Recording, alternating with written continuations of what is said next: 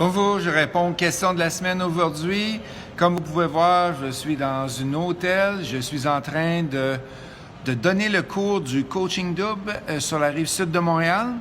Et j'ai eu plusieurs questions qui sont rentrées cette semaine et la semaine dernière aussi, dont entre autres une question de Joanne Duchesne qui me demande « Il y a un Ciplex qui m'intéresse et le courtier me dit qu'il faut que l'acheteur assume le reste du terme hypothécaire, soit de 1 an.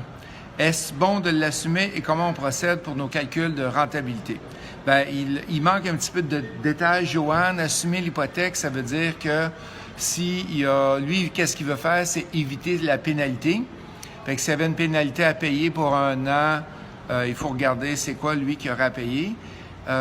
Et il manque le taux d'intérêt. C'est que si c'est un taux d'intérêt de 2,5 %, c'est une très bonne nouvelle.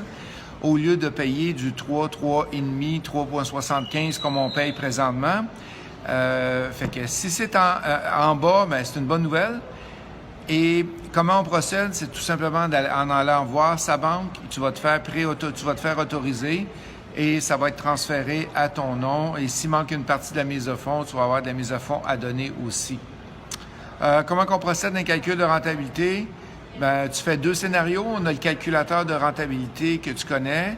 Fait que dans le premier scénario du calcul de multilogement, Joanne, tu vas aller chercher avec la rentabilité, avec le terme hypothécaire de 1 an, mettons qu'il est à 2,5 %. Et tu sais que dans 1 an, ben, ça va être du 3,5, 4. Fait que tu fais l'autre option.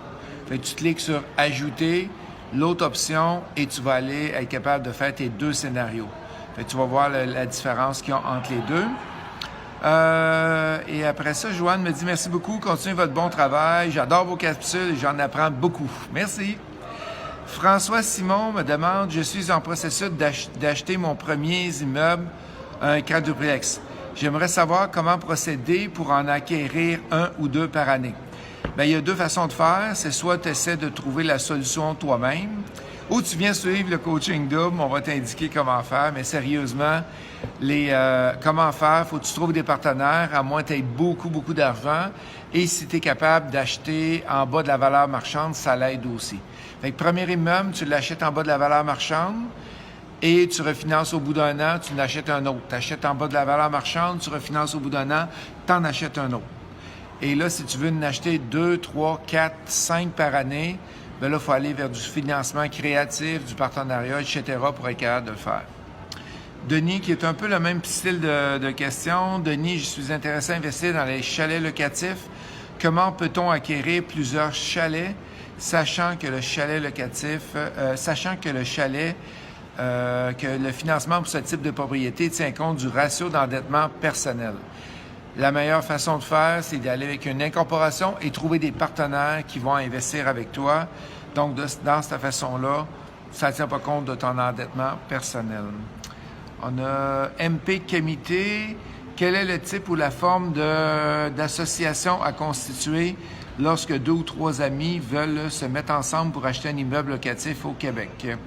Bien, souvent, qu'est-ce qu'on recommande? Nous autres, on recommande d'aller vers l'incorporation et d'avoir une convention d'actionnaires aussi qui va te permettre de tout geler les partenariats, qui fait quoi à l'intérieur. Si tu regardes, il y a plusieurs autres vidéos que j'ai tournées sur l'incorporation et Luc Audet aussi en a tourné sur l'incorporation lui aussi de son côté. Monsieur Jacques, si vous achetez un triplex pour l'habiter, donc 10 %, et vous ne l'habitez pas finalement, est-ce que je peux aller en prison? Ah non, c'est pas ça qui est écrit. Et que vous ne l'habitez pas pour X raisons, que se passe-t-il exactement? Bien, ça peut arriver que tu achètes un immeuble et que, par exemple, tu n'es pas capable de sortir le locataire. Il y a un problème. Tu as un job, tu déménages de job. Fait que, normalement, le but, c'est de l'habiter et dans les contrats, c'est marqué l'intention de l'habiter. Fait que, tu n'iras pas en prison. J'ai pas eu beaucoup de cas qui sont revenus par rapport à ça. Qu'est-ce que ça a fait exactement? Fait que, j'ai jamais entendu personne qui avait été en prison, mais j'ai pas eu de cas comme quoi que les banques étaient revenues puis avaient dit « Ah, tu ne l'habites pas finalement, ben t'as pas le droit. » C'est sûr que si tu veux le refaire une deuxième fois, là, ça va grogner et là, il va y avoir un problème, il va être obligé de t'expliquer. Mais comme ça, je vois pas trop de problème pour le faire avec s'il arrive un je sais pas moi, n'importe quoi dans ta vie puis tu peux pas l'habiter dessus. Fait que ça complète les questions de la semaine. N'oubliez pas, à chaque mois, nous avons nos soirées mensuelles à Montréal et Québec. Montréal, on est le 3e mardi du mois. Et Québec, on est le 2e mardi du mois, de 4 à 5 conférenciers chaque mois que vous allez pouvoir voir. Et c'est pas cher. Fait que venez faire du réseautage, venez trouver des partenaires et venez nous voir. Au plaisir et bonne fin de semaine!